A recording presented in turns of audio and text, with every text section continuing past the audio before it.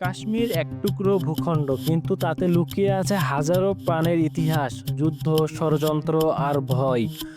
ভারত পাকিস্তানের মধ্যকার তিনটি বড় যুদ্ধের মূল কেন্দ্রবিন্দু এই কাশ্মীর। কিন্তু আসলে কাশ্মীর সমস্যার শুরু কোথায়? কেন আজও এই যুদ্ধ থামে না? আজকের ভিডিওতে জেনে নিই কাশ্মীর ইস্যুর পুরো ইতিহাস ও বর্তমান বাস্তবতা। ইতিহাস শুরু ১৯৪৭ থেকে ১৯৪৯। ১৯৪৭ সালে ভারত ভাগের সময় কাশ্মীর ছিল একটি স্বাধীন রাজ্য।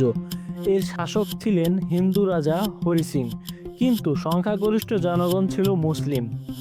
পাকিস্তান আশা করেছিল কাশ্মীর তাদের অংশ হবে, কিন্তু পাকিস্তান সমর্থিত উপজাতি বাহিনী কাশ্মীরে হামলা চালালে রাজা হরি সিং ভারত সরকারের সঙ্গে একটি চুক্তিতে স্বাক্ষর করেন, যার নাম ইনস্ট্রুমেন্ট অফ অ্যাসোসিয়েশন। এর ফলে কাশ্মীর ভারতের অন্তর্ভুক্ত হয় এবং শুরু হয় প্রথম ভারত পাকিস্তান যুদ্ধ। ১৯৪৯ সালে জাতিসংঘের হস্তক্ষেপে যুদ্ধ থামে আর গঠিত হয় নিয়ন্ত্রণ রেখা এলওসি। দ্বিতীয় যুদ্ধ ও তৃতীয় যুদ্ধ ১৯৬৫ সাল ও ১৯৯৯ সাল। ১৯৬৫ সালে আবারও পাকিস্তান কাশ্মীরে অভিযান চালায়। এই যুদ্ধ স্থায়ী হয় প্রায় ৫ সপ্তাহ। তখন সোভিয়েত ইউনিয়নের মধ্যস্থতায় খাসখত চুক্তি হয় এবং যুদ্ধ বন্ধ হয়। এরপর ১৯৯৯ সালে ঘটে কার্গিল যুদ্ধ। পাকিস্তানের সেনা ছদ্মবেশে সীমান্ত পেরিয়ে ভারতীয় ভূখণ্ডে প্রবেশ করে। ভারত তা বুঝতে পেরে বিশাল সামরিক অভিযান চালিয়ে তাদের ফেরত পাঠায়। কার্গিল যুদ্ধ ছিল পারমাণবিক দুই শক্তিধর দেশের প্রথম সরাসরি সংঘর্ষ, যার জন্য গোটা বিশ্ব চাপে ছিল। কাশ্মীরে বর্তমান অবস্থা ও ৩৭০ ধারা।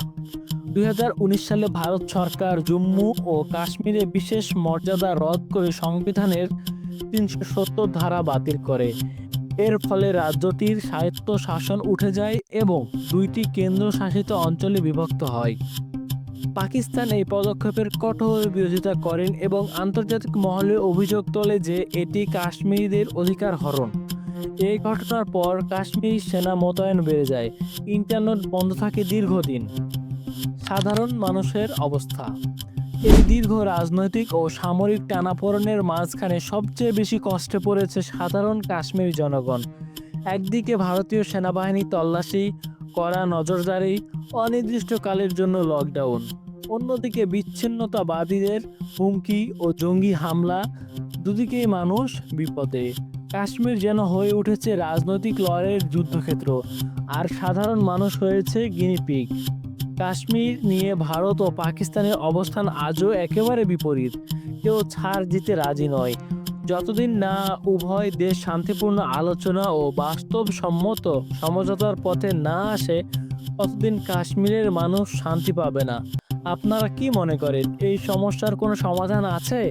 কমেন্টে মতবাদ দিন এবং আমাদের মতো সত্যভিত্তিক ভিডিও পেতে চ্যানেলটি সাবস্ক্রাইব করুন। Native truth.